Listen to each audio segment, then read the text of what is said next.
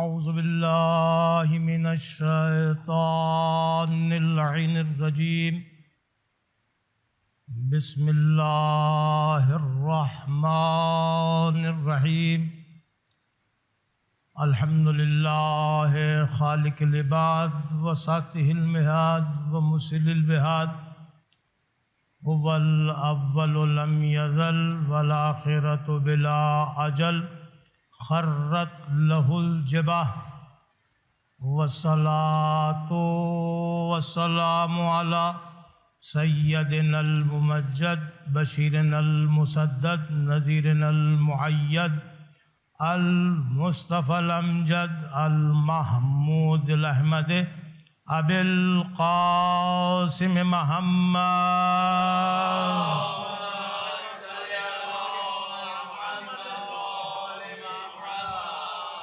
ثم الصلاة والسلام على اہل بیتہ الطیبین الطاہرین المعصومین الذین اذهب اللہ عنہم الرجس وطہرہم تطہیرا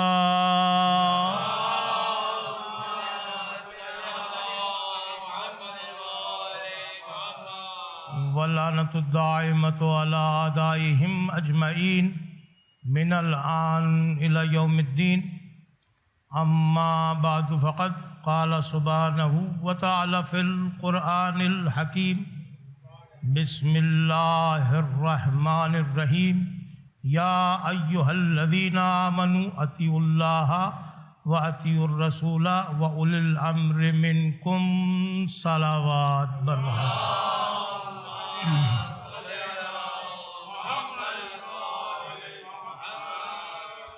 عزیزان گرامی قدر، ارباب ولا، ارباب دانش،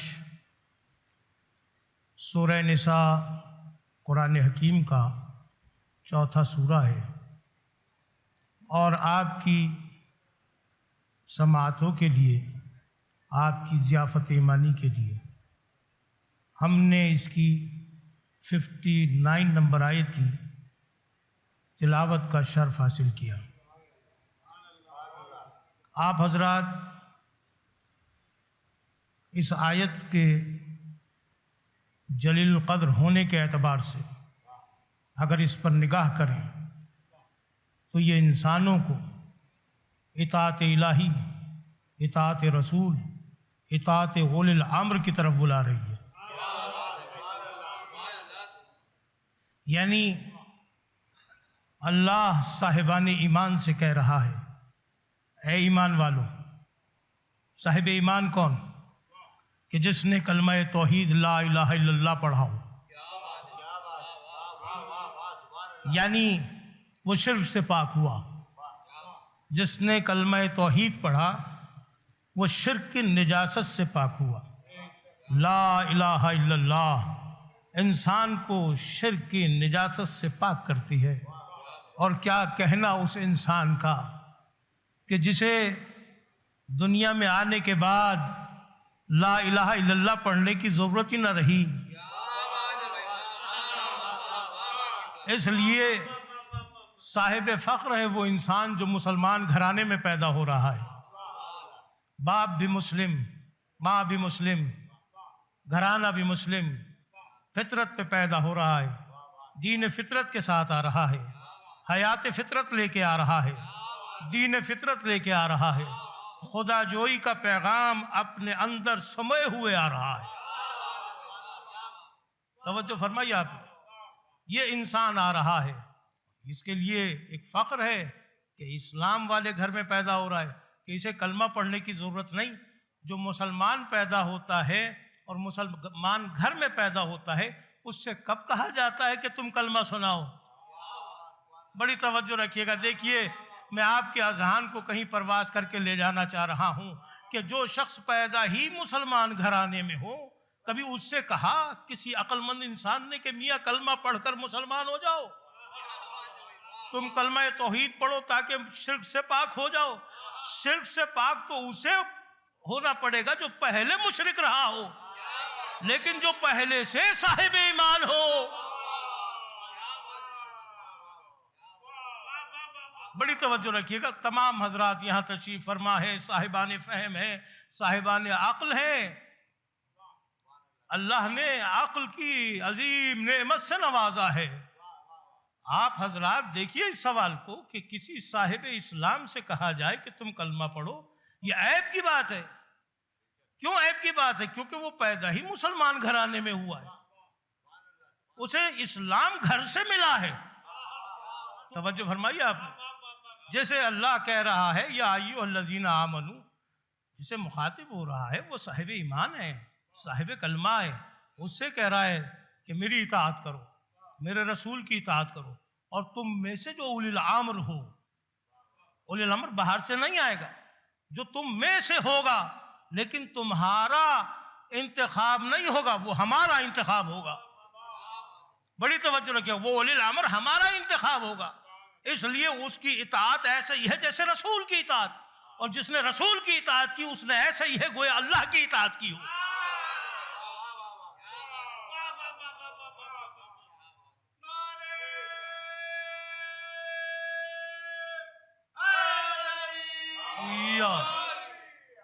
توجہ فرمائیے آپ، اللہم صلی علی محمد وآلہ۔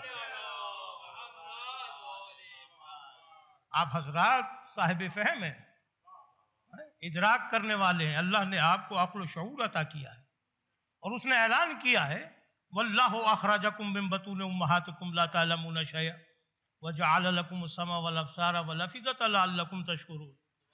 اس نے تو اعلان کیا ہے کہ تمہیں دنیا میں ہم لا رہے ہیں، لیکن ہم تمہیں لا تو اس منزل پہ رہیں کہ تم کسی چیز کو نہیں جانتے، لیکن دیکھو ہم تمہیں بصیرت عطا کر رہے ہیں، ہم تمہیں عقل عطا کر رہے ہیں، ہم تمہیں سماعت دے رہے ہیں، ہم تمہیں وہ دل دے رہے ہیں جو مانند عقل ہے، تو تمہیں سننے والا بنا رہے ہیں، تمہیں دیکھنے والا بنا رہے ہیں، تمہارے دل کو صاحب عقل کر رہے ہیں، تم صاحب عقل ہو، اس لیے کہ اب جب تم لا تعلمون شیئا کی منزل پہ آئے ہو تو تمہیں ساری زندگی جاہل نہیں رہنا، ہم تمہیں ایسے اعضاء عطا کر رہے ہیں جن کے ذریعے سے تم اپنی شخصیت میں کمال پیدا کرو گے، ہم تمہیں صفحہ سادہ بنا کے بھیج رہے ہیں اپنی زندگی کی تقدیر کو خود تحریر کرنا، ہم تمہارے اختیار میں دے رہے ہیں کہ اپنی زندگی خود تحریر کرو، اگر اچھے عمل کرو گے تو نامہ اعمال میں نیکیاں لکھی جائیں گی، برے عمل کرو گے تو برائیاں لکھی جائیں گی، ہم تمہیں صفحہ سادہ بنا کے بھیج رہے ہیں، مثل حیوان نہیں بھیج رہے کہ وہ اپنی فطرت میں کامل ہوتا ہے، ہم مثل حیوان نہیں بھیج رہے کہ وہ اپنی فطرت میں کامل ہوتا ہے، لیکن ہم تمہیں اگر اس منزل پہ بھیج رہے ہیں تو تمہیں ایک ماں جیسی شخصیت بھی دے رہے ہیں، ایک باپ جیسی شخصیت بھی دے رہے ہیں، جو تمہاری پرورش کریں گے، جو تمہاری سماعت کو پختہ کریں گے، جو تمہاری بصارت کو پختہ کریں گے، جو تمہاری عقل کی پختگی کے لیے تمہاری تربیت کریں گے، تمہاری تربیت کے لیے مربی بھی دے رہے ہیں، باپ کی صورت میں، ماں کی صورت میں۔ اب جیسے جیسے تم بڑے ہوتے چلے جاؤ اور مشاہدہ کائنات کرو گے تو ہم نے چونکہ توحید کو فطرت میں رکھا ہے، تم خود خداجو ہو، پہچانو اس کائنات میں، اس آفاق میں اس کی نشانیوں کو دیکھو کہ سورج کون نکال رہا ہے، چاند کو ٹھنڈک عطا کون کر رہا ہے، یہ زمین کا فرش کس نے بچھایا ہے، یہ آسمان کے شامیانے کس نے لگائے ہیں، یہ اس میں ستارے قمقمے کس نے لگائے ہیں، ان میں ضیاء کس نے عطا کی ہے۔ خود انسان اپنے نفس میں غور کرے تو دیکھے اس کی جو ایک سانس آ رہی ہے اور ایک جا رہی ہے، یہ سانسیں کسی اور کے کنٹرول میں ہیں، یہ دیکھنا کسی اور کے کنٹرول میں ہے، یہ سننا کسی اور کے کنٹرول میں ہے، لیکن تمہیں اختیار دیا ہے کہ اگر تم وہ سنتے ہو جو وہ چاہتا ہے، تم وہ دیکھتے ہو جو وہ دکھانا چاہتا ہے، تم وہ بولتے ہو جو وہ چاہتا ہے، تو تم اطیع اللہ کی منزل پر ہو، اطیع الرسول کی منزل پر ہو، اطیع اولی الامر کی منزل پر ہو، اس لیے کہ اب تم دیکھ بھی وہی رہے ہو جو وہ چاہتا ہے، تم سن بھی وہی رہے ہو جو وہ چاہتا ہے، تم بول بھی وہ رہے ہو جو چاہتا ہے۔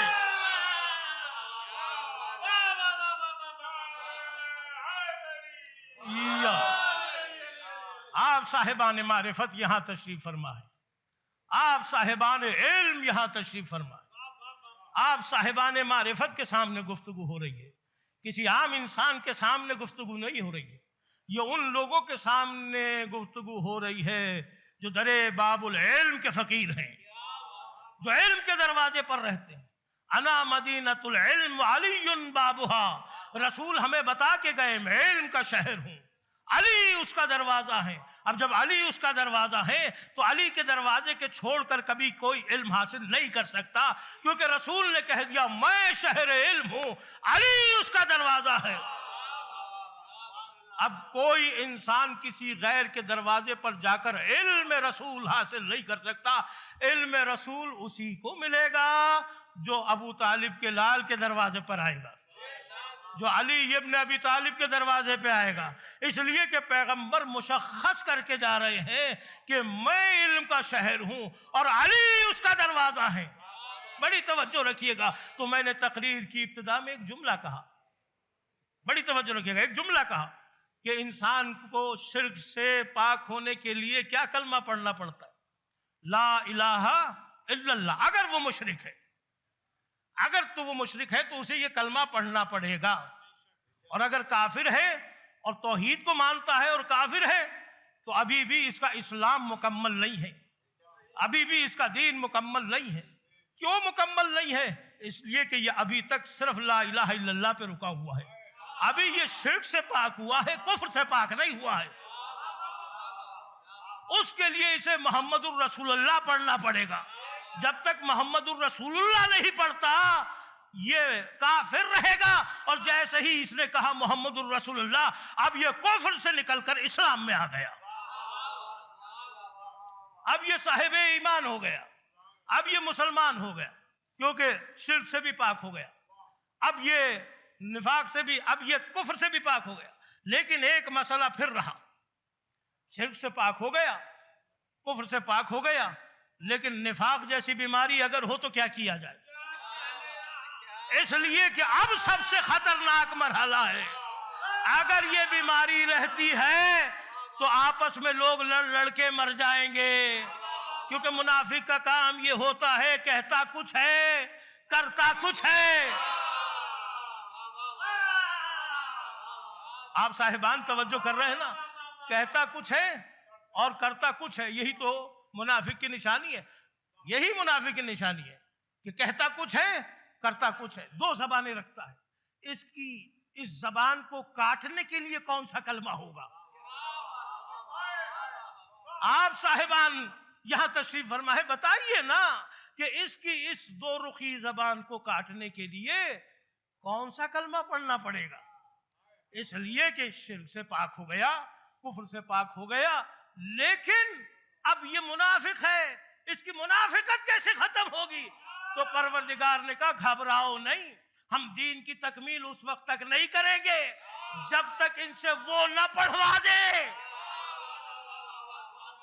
کہ جس کی وجہ سے توحید بھی قبول ہو جائے اور رسالت بھی قبول ہو جائے۔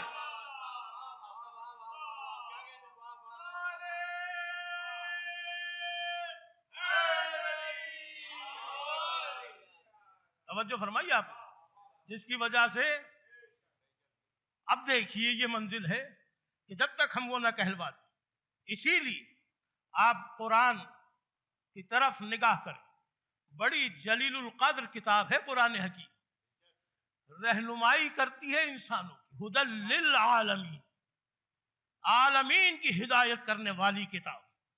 اب یہ کیسے ہو سکتا ہے کہ اس میں کسی کے لیے ہدایت نہ ہو؟ ہاں اگر کوئی قرآن نہ پڑھے، ہاں اگر کوئی قرآن نہ سمجھے، ہاں کوئی اگر تفسیر قرآن پہ نہ نگاہ کرے، ہاں قرآن کی تلاوت کرتا ہو لیکن تفسیر قرآن نہ جانتا ہو تو اس کے لیے مشکل ہے۔ حفظ قرآن کرتا ہو، معنی قرآن سے بے بہرا ہو، تو اسے کیا پتا کہ اولی الامر کسے کہتے ہیں، اسے کیا پتا کہ ولی کسے کہتے ہیں، اسے کیا پتا کہ انما یرید اللہ لیذھب عنکم الرجس اہل البیت ویطہرکم تطہیرا کسے کہتے ہیں؟ وہ آیت تطہیر کو کیسے پہچانے گا؟ اس نے تو صرف حفظ کر رکھا ہے، اللہ اسلکم علیہ اجرا الا المودۃ فی القربى، اس نے تو صرف حفظ کر رکھا ہے، اسے کیا پتا کہ یہ قربا کون ہے کہ جن کی محبت کو قرآن میں واجب قرار دیا جا رہا ہے؟ بتائیے اسے کیسے پتا چلے گا کہ قرآن میں جن کی محبت کو واجب قرار دیا جا رہا ہے وہ قربا کون ہے؟ جب تک وہ رسول کے پاس نہیں آئے گا، کیونکہ رسول ہیں شہر علم، اور شہر علم قرآن کے ذریعے سے ملتا ہے۔ شہر علم قرآن ہے، اور اس کے لیے رسول نے پابندی لگا دی ہے کہ اس شہر علم کا دروازہ علی ہے۔ اب کائنات والوں سے پوچھو گے تو تفسیر کچھ اور ملے گی، اپنی مرضی کی تفسیر ملے گی، لیکن اگر علی کے دروازے پہ آ کے پوچھو گے تو تفسیر وہی ہوگی جو رسول کی ہوگی، تفسیر وہی ہوگی جو اللہ کی بتائی ہوئی ہوگی۔ اس لیے علی سے بڑا کوئی عالم قرآن نہیں ہے، نہ علی سے بڑا کوئی حدیث کا جاننے والا ہے۔ وہ ایسا جاننے والا ہے کہ قرآن میں کب کون سی آیت نازل ہوئی ہے یہ علی جانتے ہیں، شان نزول سے واقف ہے، کون سی رات میں نازل ہوئی ہے، کون سی دن میں نازل ہوئی ہے، کون سی محراب میں نازل ہوئی ہے، کون سی مصلی پہ نازل ہوئی ہے، کون سی گھر میں نازل ہوئی ہے، کون سی اصحاب کے مجمع میں نازل ہوئی ہے، کون سی چوتھے آسمان پہ نازل ہوئی ہے، کون سی عرش اولیٰ پہ نازل ہوئی ہے، کون سی آیت احد میں نازل ہوئی ہے، اور کون سی آیت خیبر میں نازل ہوئی ہے۔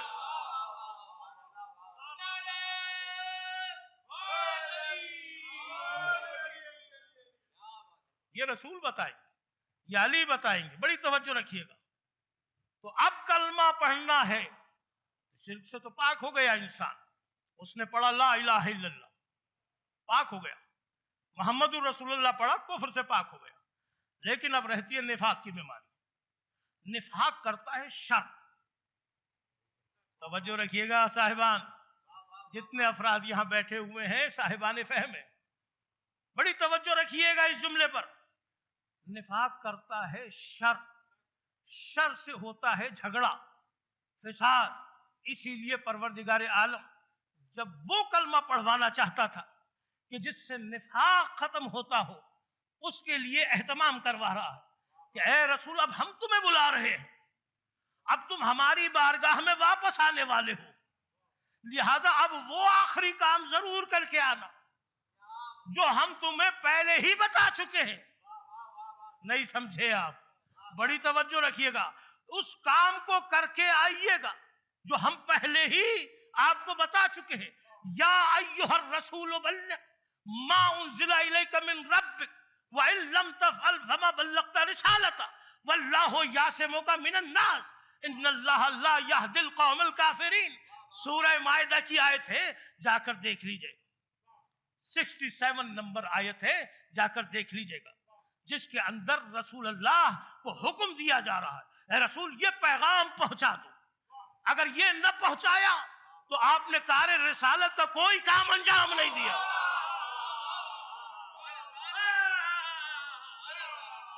توجہ فرمائیے گا، اگر یہ پیغام نہیں پہنچایا تو کار رسالت کا کوئی کام انجام نہیں دیا، کار رسالت کا کام نہیں انجام دیا اگر یہ نہیں پہنچایا۔ اب چونکہ پروردگار جانتا ہے کہ اس پیغام کے ذریعے سے منافقوں کے چہرے سے نقابیں اتریں گی، بڑی توجہ رکھیے گا، میں تاریخی جملہ کہہ رہا ہوں قرآن اور حدیث کی روشنی میں کہ منافقین کے چہروں پہ سے نقابیں اتریں گی، اس لیے آپ پریشان نہ ہوئیے گا یہ پیغام پہنچانے میں کہ لوگ شر کریں گے، وہ تو ان کی عادت ہے، منافق ہے، شر تو کرے گا، اس کے شر کو ختم کرنے کے لیے ہی تو ہم آپ سے کہہ رہے ہیں پہنچا دیجئے، اس کے شر کو ختم کرنے ہی کے لیے تو ہم کہہ رہے ہیں پہنچا دیجئے۔ واللہ یعصمک من الناس، اللہ آپ کو لوگوں کے شر سے محفوظ رکھے گا۔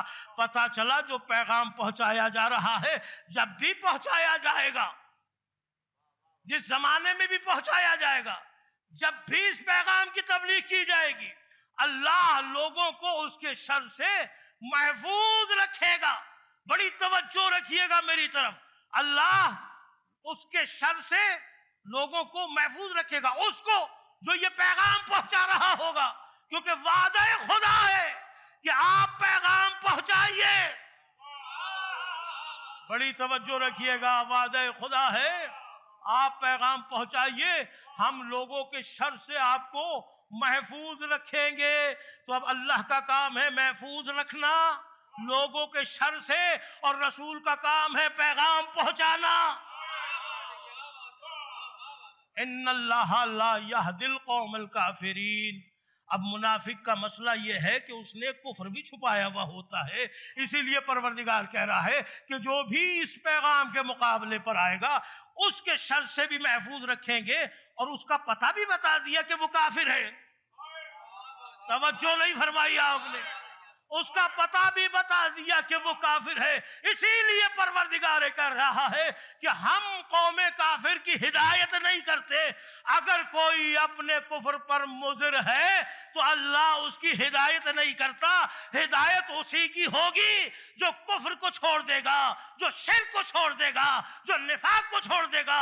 اسی لیے سرکار رسالت مآب نے خم غدیر کے میدان میں حجت الوداع کے بعد وہ عظیم خطبہ پائلانوں کے منبر پر ارشاد فرمایا کہ میں نے تم تک کیا دین نہیں پہنچایا؟ سب نے کہا کہ ہم تک دین پہنچایا ہے، نماز بھی پہنچا دی، روزہ بھی پہنچا دیا، زکوٰۃ بھی پہنچا دی، خمس بھی پہنچا دیا، ہر عبادت تو آپ نے پہنچا دی ہے۔ تو کہا کہ میں تمہارے نفسوں پہ تم سے زیادہ صاحب اختیار نہیں ہوں۔ سب نے کہا بھلا یا رسول اللہ، بالکل آپ ہمارے نفسوں پر ہم سے زیادہ اختیار رکھتے ہیں۔ تو پھر کہا پروردگار کے اس نمائندے نے علی کے ہاتھوں کو بلند کیا، اتنا بلند کیا، اتنا بلند کیا، بڑی توجہ رکھیے گا، اتنا بلند کیا کہ پورا مجمع رسول کے ہاتھوں کو دیکھ رہا تھا، اور وہ یہ دیکھ رہا تھا کہ رسول کے ہاتھ میں علی کا ہاتھ ہے، کسی اور کا ہاتھ نہیں ہے۔ اسی لیے یہ کام رات میں نہیں، دن کے اجالے میں ہوا ہے۔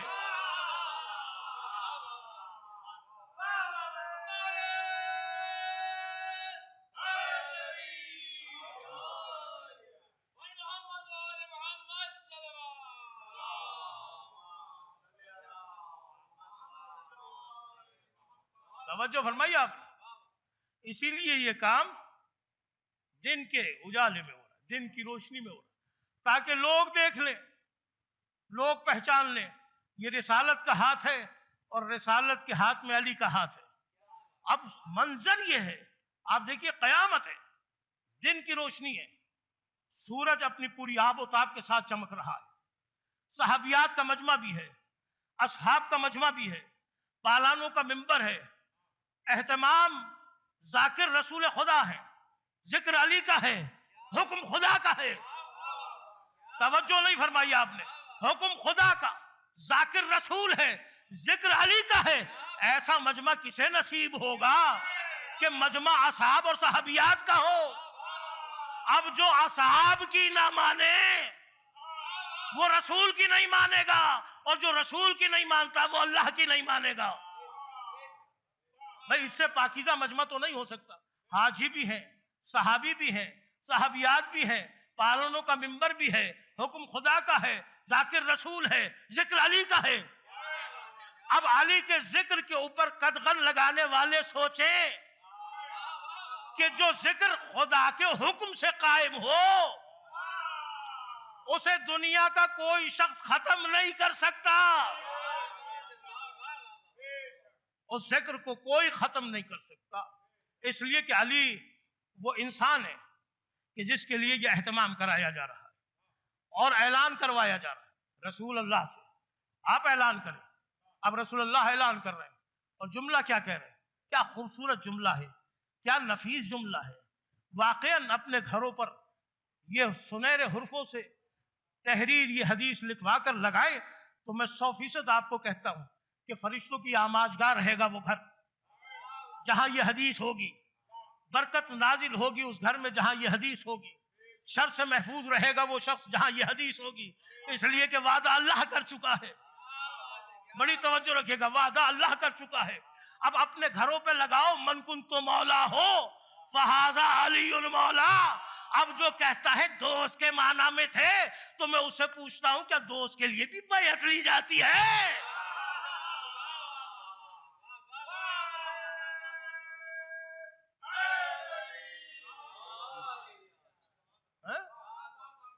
کیا دوست کے لیے بھی بیعت لی جاتی ہے؟ یہاں بیعت لی جا رہی ہے، ہاتھ علی کا ہے اور علی کے ہاتھوں پہ اصحاب کا ہاتھ ہے، بتا دیا یہ رہبری کا ہاتھ ہے، یہ حکمرانی کا ہاتھ ہے، جس کا میں مولا ہوں اس کا یہ علی مولا ہے۔ جہاں تک رسول کی رسالت جا رہی ہے، توجہ ہے آپ صاحبان کی، جہاں تک رسول اللہ کی رسالت جا رہی ہے وہاں تک علی کی ولایت جا رہی ہے۔ اب ہم سے جو پوچھتا ہے آ کے علی کو مولائے کائنات کیوں کہتے ہو، ہم اس لیے کہتے ہیں کہ رسول نے مولا بنایا ہے، اور یہ کہہ کے بنایا ہے جس کا میں مولا ہوں اس کا یہ علی مولا ہے۔ اب بتائیے کائنات میں کہاں رسول کی حکمرانی نہیں ہے؟ ہم نے پیغمبر سے سن رکھا تھا یہ ذکر خیر ایسا ہے کہ اگر منافقوں کے درمیان کر دو تو وہ پہچانے جاتے ہیں اپنے چہروں سے، اس لیے کہ علی کا ذکر سننے کے بعد ان کے چہرے بگڑ جاتے ہیں، اور اگر مومن ہوتا ہے تو چہرہ کھل جاتا ہے۔ کہ جب ہم اپنی کوئی خفیہ گفتگو کرتے تھے تو پہلے علی کا ذکر کر لیتے تھے تاکہ ہمیں پتہ چل جائے کہ یہاں مجمع میں کوئی منافق تو نہیں بیٹھا ہے۔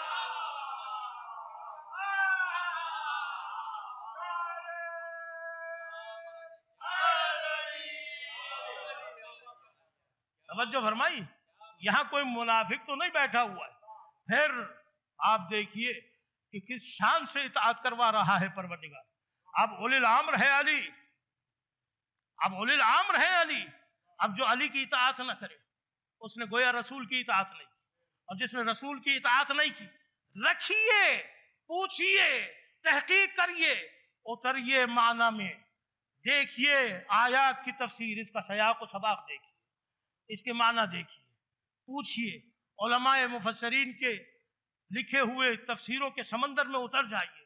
جب اتریں گے اور تحقیق کے گوہر لے کر آئیں گے تو آپ کو نظر آئے گا کہ اولی الامر کون ہے۔ اولی الامر اس حاکم کو کہا جاتا ہے کہ جو اللہ کی طرف سے مقرر ہو، بندوں کا مقرر کیا ہوا نہ ہو، اس لیے کہ جو اللہ کا مقرر کیا ہوا ہوگا اس میں نقص نہیں ہوگا، کمال ہوگا، کیونکہ نقائص کا مجموعہ نقائص ہوتا ہے۔ اگر آپ نے کسی ایسے کی اطاعت کی کہ جو خود ہدایت کے قابل ہو، اور اس وقت جب وہ آپ کی ہدایت کر رہا ہو گمراہ ہو، تو آپ کی ہدایت کیسے کرے گا؟ خود بھی گمراہ ہے، آپ کو بھی گمراہ کر دے گا۔ اسی لیے پیغمبر نے کہا کہ میں علی کو چھوڑے جا رہا ہوں، اس کے پیچھے چلنا، اس لیے نہ یہ خود گمراہ ہے نہ تمہیں گمراہ ہونے دے گا۔ توجہ فرمائی، نہ یہ خود گمراہ ہے نہ تمہیں گمراہ ہونے دے گا۔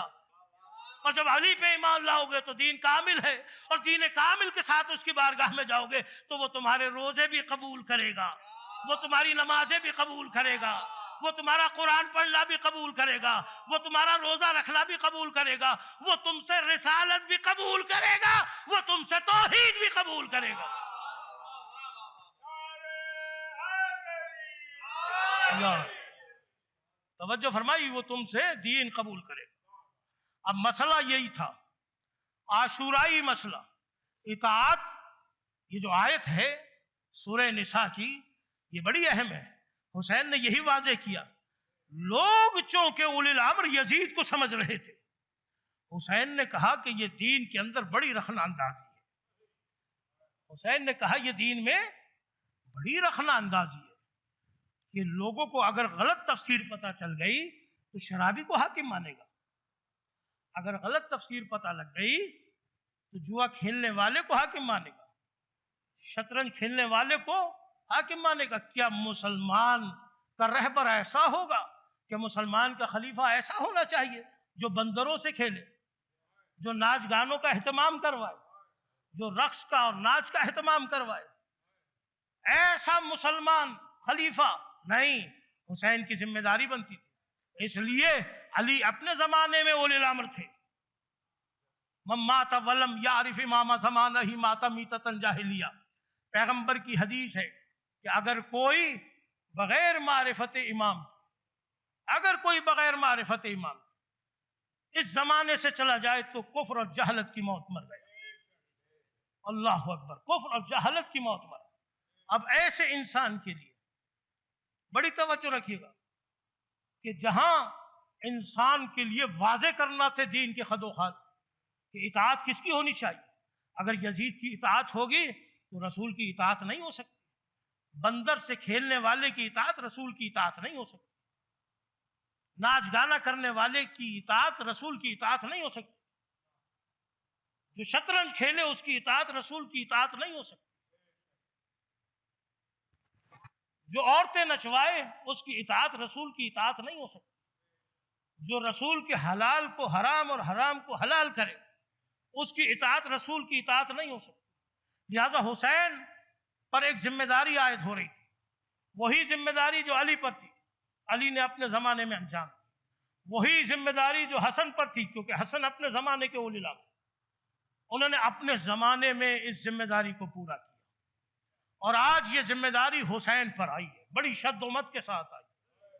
اب حسین پر واجب ہو گیا تھا کہ اولی الامر کے خد و خال دنیا پہ واضح کر دوں اور لوگوں کو بتا دوں کہ بیعت کس کی ہوتی ہے اور کس کی نہیں ہونی چاہیے۔ اسی لیے امام حسین نے کہا تھا کہ مجھ جیسا تجھ جیسے کی بیعت نہیں کر سکتا، مجھ جیسا یزید جیسے کی بیعت نہیں کر سکتا، اس لیے کہ زمین اور آسمان کا فرق ہے، شجرے کا فرق ہے، سیرت کا فرق ہے، کردار کا فرق ہے، سیرت و صورت کا فرق ہے، خلقت کا فرق ہے، پاکیزگی کا فرق ہے۔ وہ حالت نجاست میں پیدا ہوا، یہ پاکیزہ گھرانے میں پاکیزہ پیدا ہوا۔ زمین اور آسمان کا فرق ہے، یہ نورانی مخلوق، وہ خاکی بندہ، بھلا کہاں خاک کو نور سے نسبت ہوگی۔ لہذا امام حسین پر واجب ہوا۔ امام نے جب دین کے اندر فساد برپا ہوتے دیکھا کہ دین کے خد و خال کو یزید مٹا رہا ہے، تو حسین اس وعدہ طفلی کو نبھانے کے لیے اجرکم اللہ، مولا آپ کو کوئی غم نہ دے سوائے غم حسین کے، چل رہے ہیں، مدینہ چھوڑ رہے ہیں، نانا یہ مدینہ رہنے کے قابل نہیں ہے، مولا آپ کو کوئی غم نہ دے سوائے غم حسین کے، نانا اب مدینہ رہنے کے قابل نہیں ہے۔ آئے ہیں نانا کے روزے پہ خدا حافظ کیا، آئے جنت البقیع میں بھائی کی قبر پہ خدا حافظ کیا، لیکن جب ماں کی قبر کی طرف گئے تو حسین دوڑتے ہوئے جا رہے ہیں۔ اجرکم اللہ، مولا کوئی غم نہ دے سوائے غم حسین۔ اب حسین دوڑتے ہوئے جا رہے ہیں، اپنے آپ کو ماں کی آغوش پہ گرا دیا، ماں کی لحد پہ گرا دیا، اور لحد پہ گرانے کے بعد اپنی والدہ گرامی کو آخری سلام کیا، اماں غریب کا آخری سلام۔ قبر زہرا سے آواز آئی، اے میرے غریب تجھ پہ بھی ماں کا سلام۔ چلے حسین، قافلہ تیار ہوا، جب قافلہ تیار ہوا بنی ہاشم کے گھرانے میں کوہرام بپا ہے، کوہرام بپا ہے، اور ایسا کوہرام ہے کہ در و دیوار سے آوازیں آ رہی۔ آج کس عالم میں زینب و کلثوم رخصت ہو رہی ہیں مدینے سے، پردے کا ایک خاص اہتمام ہے، مدینے والوں گھروں میں رہنا، رسول کی نواسیاں آ رہی ہیں، ہماریوں کا انتظام کیا گیا، پردے کا انتظام کیا گیا، یہ قافلہ چلنے لگا۔ جب چلنے لگا ہے تو یہاں ایک بیٹی بھی ہے حسین کی جس کا نام ہے فاطمہ صغریٰ۔ مولا آپ کو کوئی غم نہ دے سوائے غم حسین، مولا آپ کو کوئی غم نہ دے سوائے غم حسین۔ فاطمہ صغریٰ کے لیے آج ہی عاشور کا دن ہے، جس دن حسین مدینہ چھوڑ رہے ہیں، یہی وہ دن ہے فاطمہ صغریٰ کا، یہی شام غریبہ ہے فاطمہ صغریٰ کا، یہی عصر عاشور ہے فاطمہ صغریٰ کا، یہی شب عاشور ہے فاطمہ صغریٰ کا۔ اس لیے جن کو ودا کر رہی ہے وہ باپ اب کبھی نہ مل سکے گا، جس بھائی کو ودا کر رہی ہے وہ بھائی اب کبھی نہ مل سکے گا۔ جن لوگوں کو فاطمہ صغریٰ رخصت کر رہی ہے وہ نہ ملے گا، عباس جیسا چچا اب فاطمہ صغریٰ کو نہ ملے گا، علی اصغر جیسا بھائی اب فاطمہ صغریٰ کو نہیں ملے گا، سکینہ جیسی بہن اب فاطمہ صغریٰ کو نہیں ملے گی۔ یہ آخری رخصت ہے مدینے سے۔ چلے حسین، مکہ آئے، مکہ میں جب دیکھا کہ یزید کے لوگ حسین کو قتل کرنے کے لیے حاجیوں کا لباس پہن کے داخل ہو گئے، حسین چلے مکہ چھوڑ کر کربلا کی طرف۔ جب کربلا کی طرف چلے ہیں تو عزادارو 2 محرم کو حسین کربلا میں پہنچے۔ جب 2 محرم کو کربلا میں پہنچے ہیں تو وہ بچہ جس کا نام علی اصغر ہے، جب وہ مدینے سے چلا تھا اس وقت اس بچے کی عمر 13 دن کی تھی یا 10 دن کی تھی۔ آج وہ علی اصغر 6 ماہ کے اندر جا رہا ہے، 6 ماہ کا ہونے جا رہا ہے۔ وہ علی اصغر بھی ساتھ میں ہے۔ 2 محرم سے لے کر 7 محرم تک کھانا بھی تھا، پینا بھی تھا، لیکن 7 محرم سے عزاداروں پانی بند ہو گیا۔ جب پانی بند ہوا تو نہ خیموں میں کھانا ہے، نہ خیموں میں پانی ہے۔ حسین کے بچے روز بروز العطش کی آوازیں بلند کر رہے ہیں، بچے بھی پیاسے ہیں، بڑے بھی پیاسے ہیں، اور ایک قیامت کی رات وہ آ رہی ہے، ایک قیامت کی رات وہ آ رہی ہے جو کربلا میں اولاد فاطمہ کے لیے آخری رات ہوگی۔ اجرکم اللہ، آخری رات ہوگی۔ اور اس قیامت کا نقشہ یہ ہے کہ نائب علی عباس ہیں کربلا، عالم جلال میں عباس پہرا دے رہے ہیں، عالم جلال میں ہے عباس پہرا دے رہے ہیں، خیموں کی حفاظت پہ لگے ہوئے ہیں، عزاداروں خیموں کی حفاظت میں ہیں۔ ایسے میں علی کا لال ایک خیمے کے قریب گیا، جا کے دیکھا اور سنا کہ ایک بی بی گریہ کر رہی ہے۔ سنو گے عزاداروں، ایک بی بی گریہ کر رہی ہے، اور گریہ کر رہی ہے۔ ایسے میں اس خیمے میں عباس داخل ہوئے، دیکھا علی کی چھوٹی بیٹی گریہ کر رہی ہے، جناب ام کلثوم گریہ کر رہی ہے۔ حضرت عباس نے سوال کیا آپ کے گریے کی کیا وجہ ہے؟ کہا عباس میرے گریے کی وجہ یہ ہے، تم دیکھ رہے ہو ہر خیمے میں وارث موجود ہے، ہر بی بی کل میرے بھائی پہ قربان کرنے کے لیے وارث رکھتی ہے، ہر بی بی اپنے وارث کو تیار کر رہی ہے کہ کل حسین پر قربان ہونے میں دریغ نہ کرنا، پیچھے نہ ہٹنا، فاطمہ زہرا کے سامنے ہمیں سرخرو کر دینا۔ بس جناب ام کلثوم جب یہ کہتی ہے تو علی کا لال کہتا ہے آپ گھبرائے نہ، کل میں آپ کی جانب سے اپنے آقا و مولا پہ قربان ہو جاؤں۔ یہ وہ رات ہے کہ جس رات یہ سب کچھ ہو رہا ہے۔ اصحاب حسین خیموں کے باہر میٹنگ کر رہے ہیں کہ فرزند رسول پریشان نہ ہونے پائے۔ ہر بی بی اپنے خیموں میں سب کو تیار کر رہی ہے، حتیٰ کہ مقاتل میں ملتا ہے جناب رباب بھی اپنے علی اصغر سے باتیں کر رہی تھی۔ علی اصغر تو جوان ہوتا تو میں بھی تجھے میدان جنگ میں بھیج دیتا۔ اس مرحلے پہ حسین نے آگے بڑھ کے سہارا دیا، اے رباب گھبراؤ نہیں، کل تمہارا لال وہ جنگ کرے گا، وہ جنگ کرے گا کہ زمانہ دیکھے گا۔ علی اصغر کے حوالے سے تسلی ہو رہی ہے، قرآن کی آوازیں بلند ہیں۔ یہی وہ شب عاشور ہے کہ جس میں حر منقلب ہوا ہے۔ حر کے چہرے کے تغیرات بدلے ہوئے تھے۔ حر کے بھائی کو جا کر خادم نے بتایا کہ حر کا چہرہ متغیر ہے، اس کی وجہ کیا ہے؟ جب بھائی نے آ کے پوچھا نا اپنے بھائی سے کہ تیرے چہرے کے تغیرات ایسے کیوں ہیں، اس نے ہاتھ پکڑا، پشت خیمہ پہ لایا، دیکھا کہ حسین کے چھوٹے چھوٹے بچے، خانوادہ رسول کے چھوٹے چھوٹے بچوں کی آوازیں آ رہی تھی، العطش العطش العطش، ہائے پیاس ہائے پیاس ہائے پیاس۔ کہا پھر کیا ارادہ ہے؟ کہا بس کیا ارادہ ہے، اپنے مولا و آقا سے معافی مانگنا چاہتا ہوں۔ حر بھی آ گیا اس لشکر میں، حر بھی آ گیا اس لشکر میں۔